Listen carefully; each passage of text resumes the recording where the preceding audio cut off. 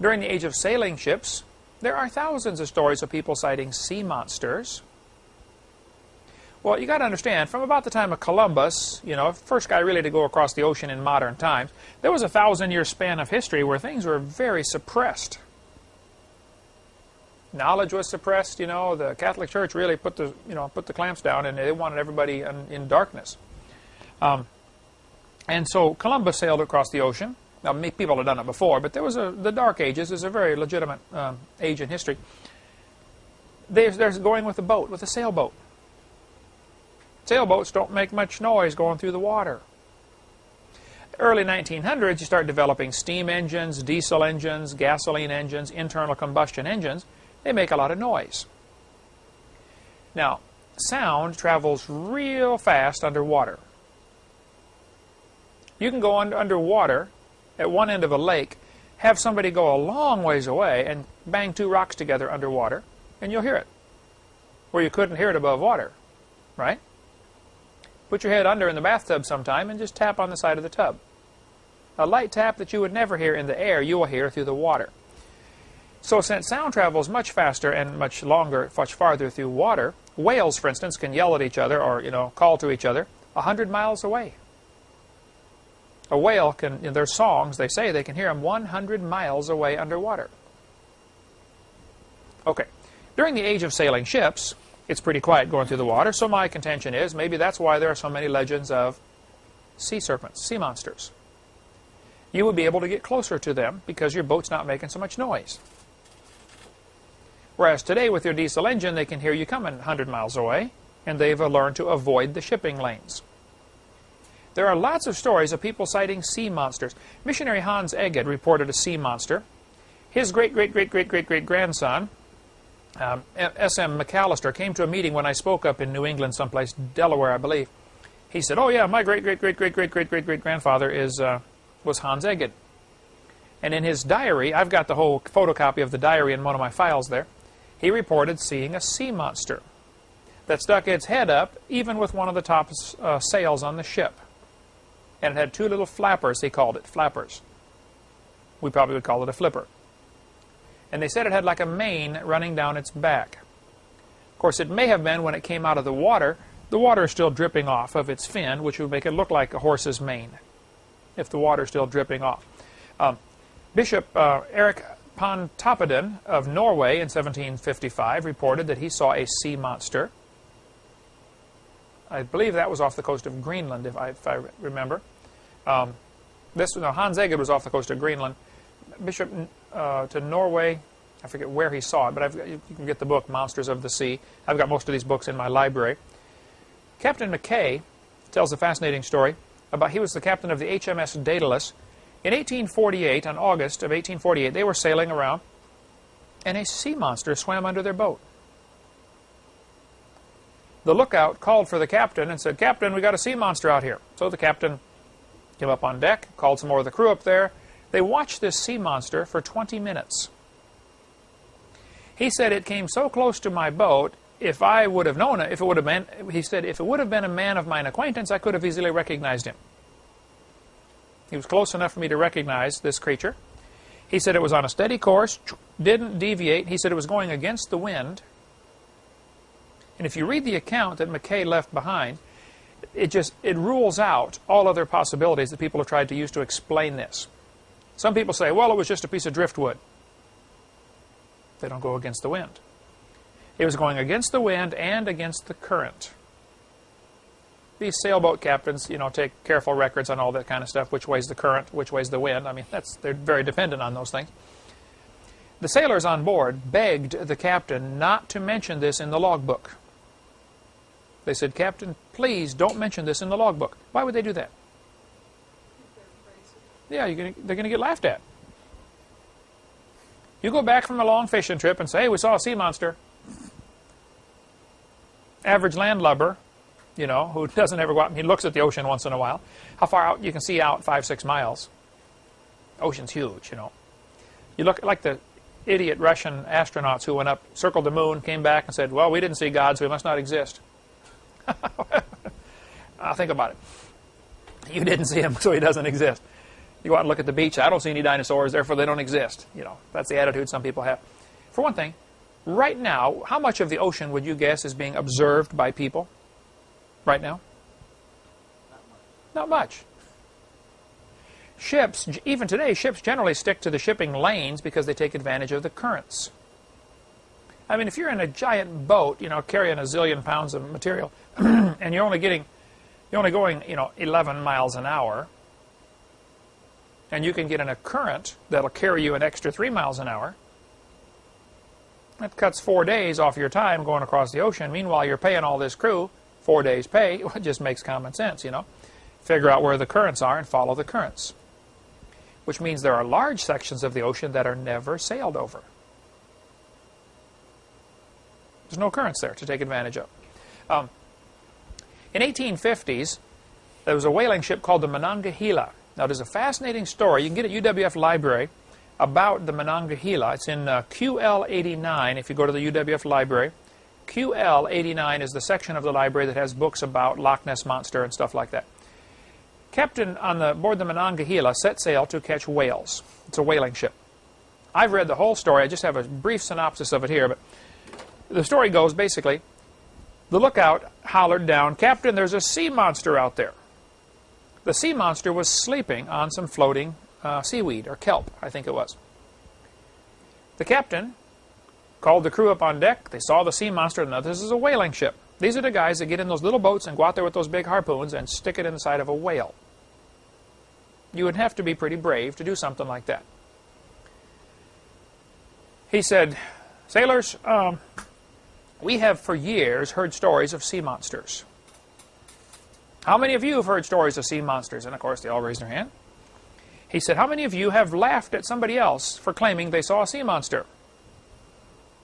Raised their hand. He said, "Fellas, there's a sea monster. We have two choices. Go back to port, report we saw a sea monster, and get laughed at the rest of our life, or go kill it and prove they exist. Any volunteers to go kill the sea monster?" He got enough volunteers to man, I think, 3 boats, whaling boats. So these guys get their harpoons, they get in these boats, they go out there after this sea monster, which is sleeping, sunbathing or something, on the kelp. They get up beside it and they harpoon it. I think the story says they stuck 5 harpoons in it. Sea monster, of course, woke up right away, jerked his head around, and they said that the jaw on this creature was about 8 feet long. When it came around, it hit the captain, who was standing up in his boat, knocked him out of the boat.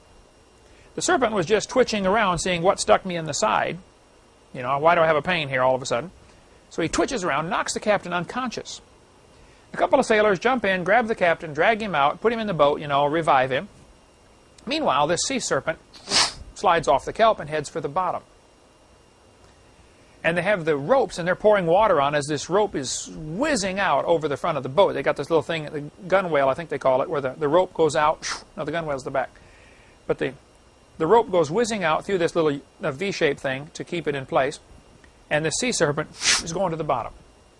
They realize they're going to run out of rope, so they tie another rope on. If I remember the story, it's been 7 years since I read it, but the sea monster went down about 1,500 feet. 1 or 2 of the harpoons pulled loose. The other one stuck. There's this sea monster way down underwater with these ropes hooked to harpoons that are still stuck in him.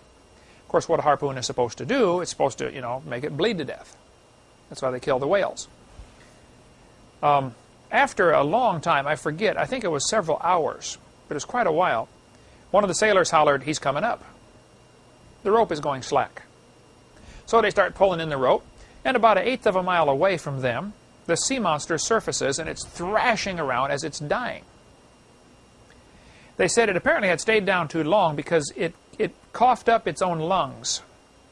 Its lungs exploded, and the lungs were hanging out of its mouth. They waited till it thrashed around and died.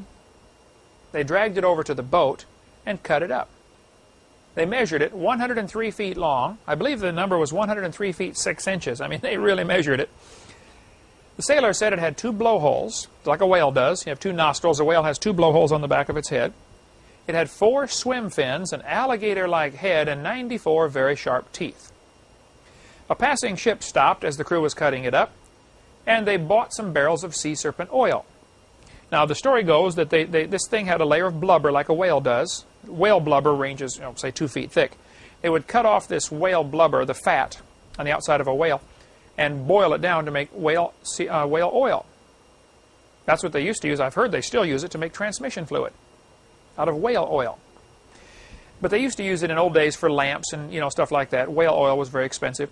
A boat could go out. It was very risky business, but if you caught enough whales to fill your boat with whale oil, you could retire after 1 cruise.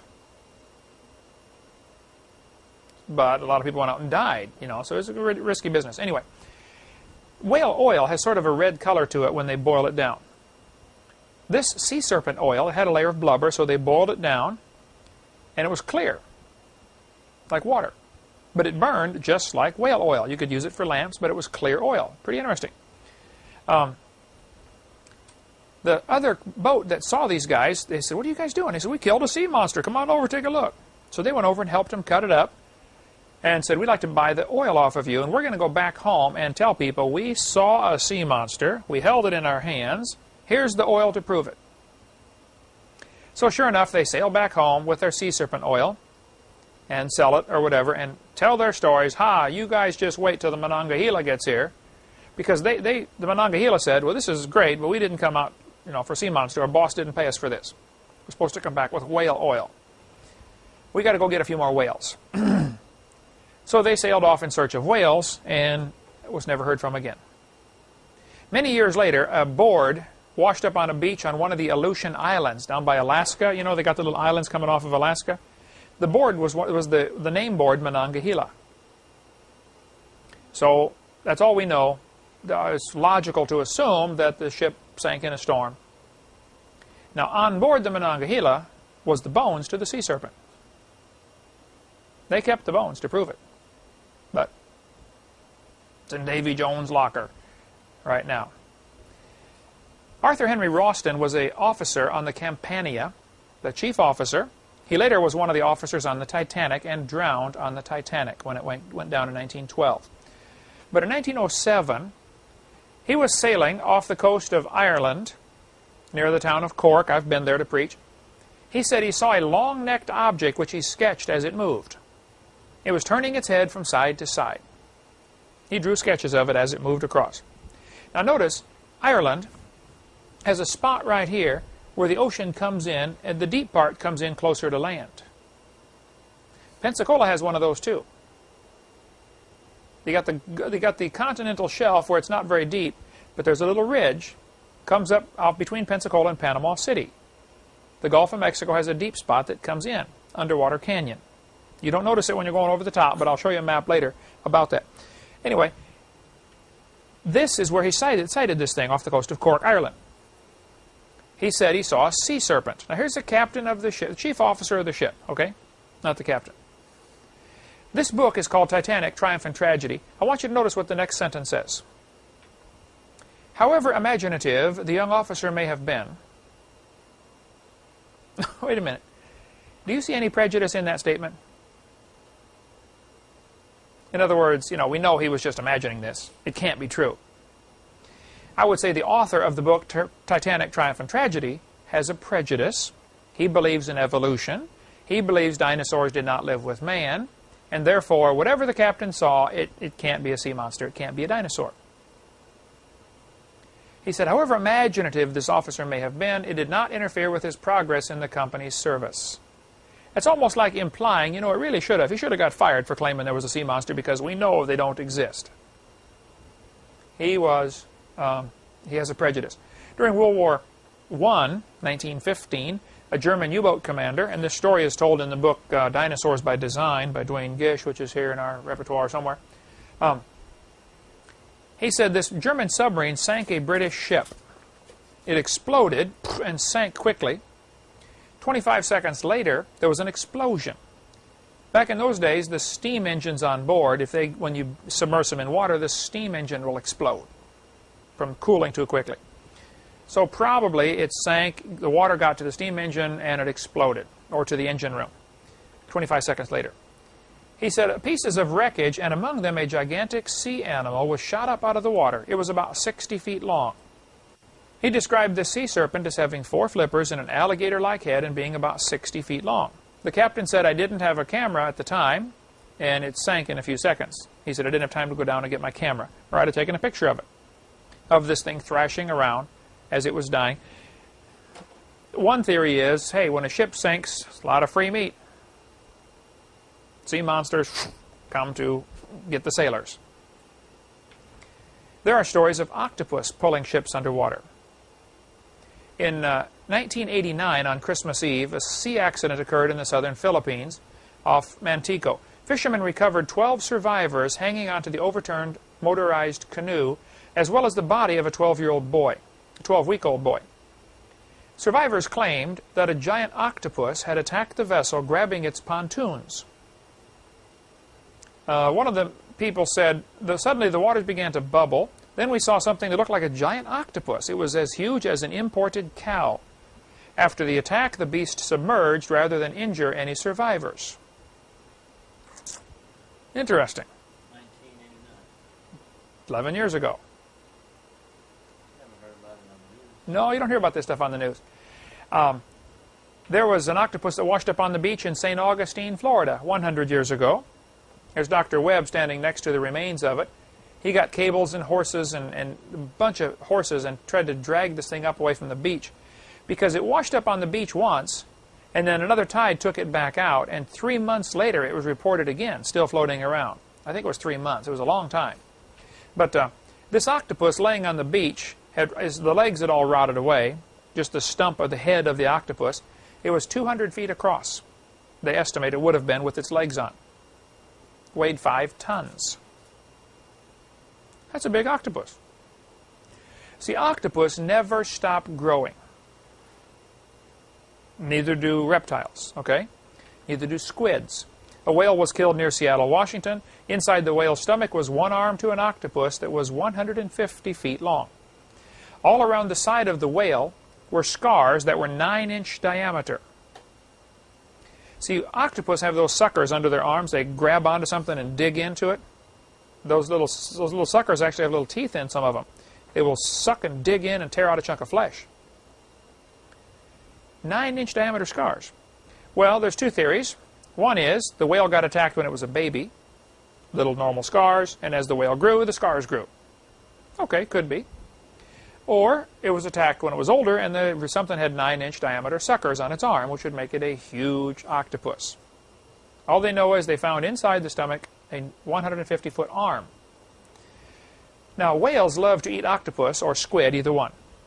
If a whale eats too much octopus or squid, he'll get sick and puke it back up. And after an octopus has been digested a while and it gets into the whale's intestines, it forms a special substance called ambergris. And if a whale gets sick and pukes up the ambergris, it'll float around in the ocean like a blob of fat. You better grab it because it's worth a fortune. That's what they use to make perfume out of. Whale puke. That explains a few things, doesn't it, fellas? Yeah. Look it up in the dictionary. Ambergris. Okay, that'll be a good quiz question. What is the substance made from certain whales that is used to make perfume? It would be ambergris. Here's a picture of a whale attacking a giant squid. There are many reports of this happening. The U.S. Navy Oceanographic Research Vessel in 1966 was off the coast of Newfoundland, Canada, up north of Maine. San Pablo, they observed an encounter between a giant squid and a sperm whale. It's from Peabody Museum at Yale University. The picture's on the wall there. Here I am at Peabody Museum. Over my head is a model of a giant squid. Now, squids and octopus never stop growing. This baby squid washed up on the beach in New Zealand 5 years ago. They said it was an immature female squid, and full grown it would have probably been 150 feet long. A giant squid was captured in Newfoundland in 1878 that was 80 feet long. Now, if you look at a map underwater of Newfoundland, the way the ocean floor has got real deep parts, and it comes up kind of close to the shore, as opposed to a big continental shelf. You know, it just goes out and drops off to the deep. Who knows why? The way the currents are right there, the Gulf Stream, and the way the wind patterns are, nobody knows for sure, but there seems to be times when giant squid decide to come up and die and get washed up on shore. So, dinosaurs, I think, have lived with man all through history. Giant animals still alive today, some of them. Are they in the Bible? What time is it? Oh man, we got to quit.